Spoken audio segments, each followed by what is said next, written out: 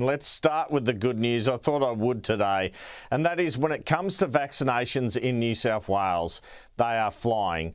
Gladys Berejiklian mentioned November as the time that we will see 80% double dose in New South Wales, but I'm told by several sources the figure is more likely to be attained in mid-October.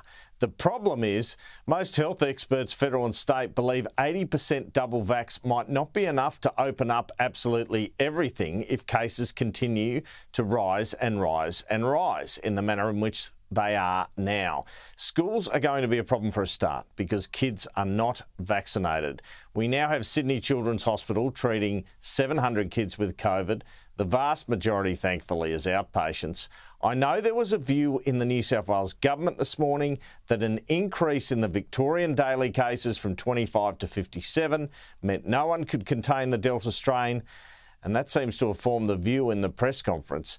But as Dan Andrews pointed out, the vast majority of those cases were in isolation on day 12 and 13 of their quarantine. Whilst when people woke up this morning and saw tweets and other media reporting 57 cases, they might have thought, well, that's a bad day. The key point here is that the vast majority of those people were in isolation. But there are concerns about that outbreak, and perhaps that's why Gladys Berejiklian came out this morning with one of her biggest let it run speeches of the pandemic. Not so much let it rip, but it seems let it run, saying we need to coexist with Delta, vaccination is the answer, we will be able to travel overseas again.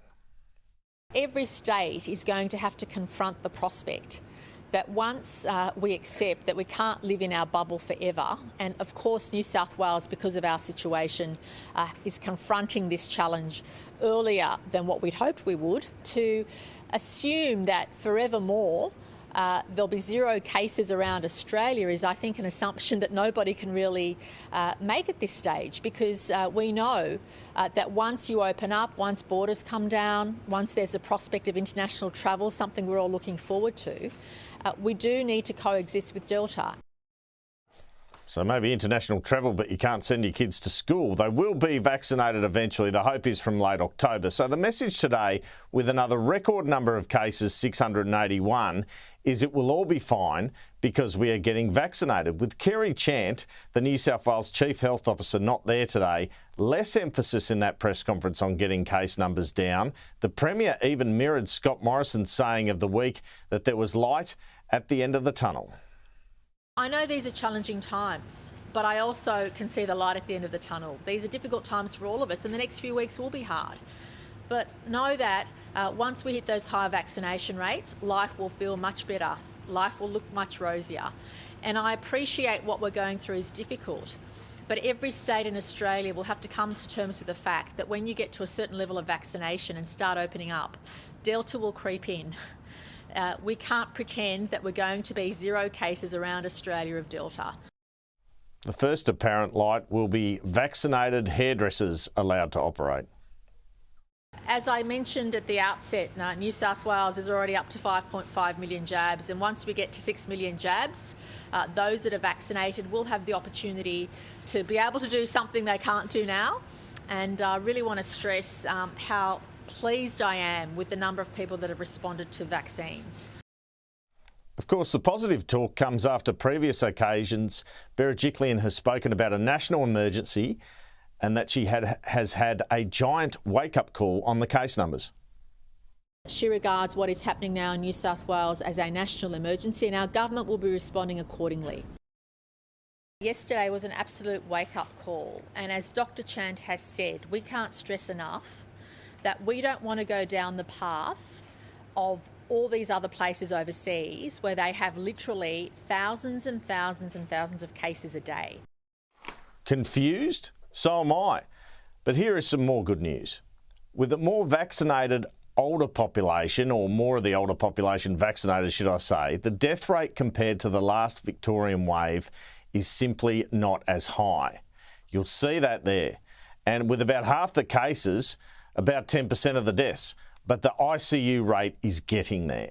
The strain on the hospital system is the issue once we pass 1,000 cases a day, and it goes on for weeks, which will happen without tighter restrictions and compliance in this gap until New South Wales hits that 80% vaccination mark.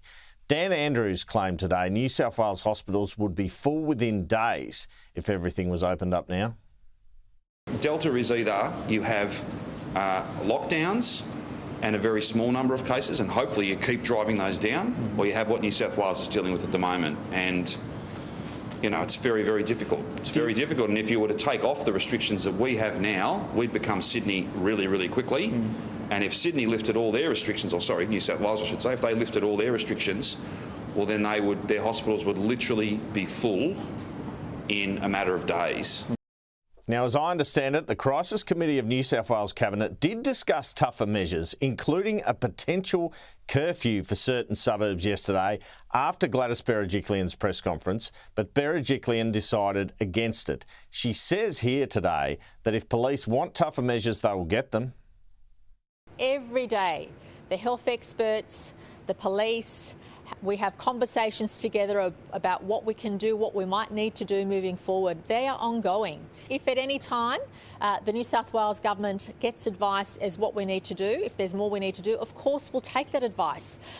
We have no fear in taking any decision we need to get the case numbers down. David Elliott, the Police Minister, also spoke about that this morning to Peter Stefanovic. If people aren't obeying the rules at sunset, they're not going to obey the rules at midnight. You know, everything is on the table. The Premier and the Commissioner have said that all along, that, you know, there are lots of options available, but what we've got to do is, as I said last week, we wanted to make sure that the options that have been put before us by the public health orders are complied with, and that's our focus. But the real problem New South Wales faces with these case numbers and Gladys Berejiklian talking about living with the Delta strain is that the strain hits kids. How on earth are we going to get kids back to school? Are kids going to be back in school at 70% at the end of October, or is it 80% in mid-November?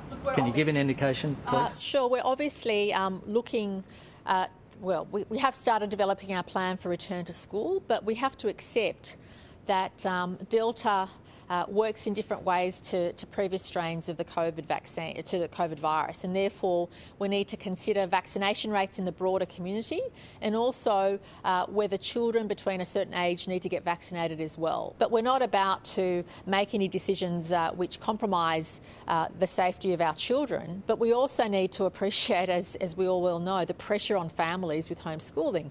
So health and education have already started planning work for what is a safe way for kids to go back to school and what that means in the vaccination program.